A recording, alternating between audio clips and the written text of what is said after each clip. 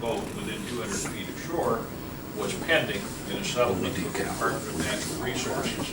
Since the meeting last month, that settlement has been entered into, and a final order was issued through the Natural Resources Commission, which reversed the denial of that permit and indicated that a certain section, a statute that's been on the books since 1957, actually limits the public's right when they're operating a motorboat to only trolling or approaching or leaving a dock or the shore when they're within 200 feet of shore.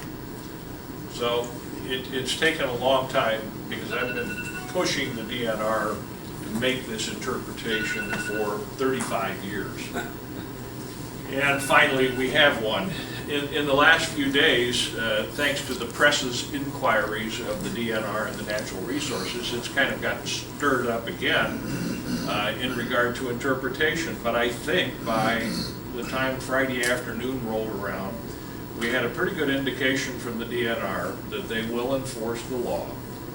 And we now have an order from the Natural Resources Commission, which is the agency that reviews actions by the DNR, that is in fact the law. I'm not going to try and go into the details of the statute itself, but essentially there is one general statute that the legislature passed in 1947 called the Lakes Preservation Act, and that essentially labeled all of the lakes in Indiana as public lakes and gave the general public the right to use them essentially for recreational purposes. In 1957, the legislature passed another statute which we're all familiar with, and it says you can only go idle speed within 200 feet of shore. But that statute also said a person operating a motorboat may not go within 200 feet of shore except for the purpose of trolling or approaching or leaving the shore or a dock. And that's essentially been ignored for 57 years now. And finally, we have an interpretation that was forced and difficult to obtain, but one that says that is in fact the law. Enforcement will be an issue. It affects not only Wawasee and Syracuse, but it affects every public freshwater lake in the state, because that is a statewide statute. There are other lakes in the area that have issues with anchoring within that 200-foot boundary, and as we go forward, it's a matter of educating boaters that in fact that is the law. And I think initially for the summer, simply getting the word out that there is a law to that effect.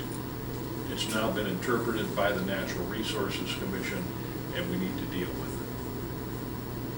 The particular properties in question, which are owned by Randy Tobias, Anchor Holdings, which is Pete Nicholas, and Sargent House Properties or Sargent Hotel Properties, will have those buoys that, like the one you see there. There's some controversy with the DNR as to where those buoys can be placed.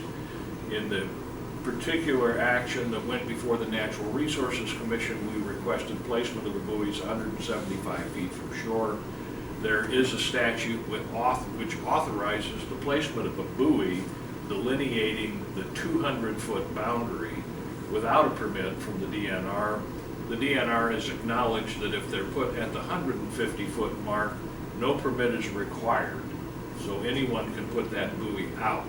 But there's another statute that actually says, for the purposes of Section 17 of the statute, you don't need a permit, and it's exempt from that requirement.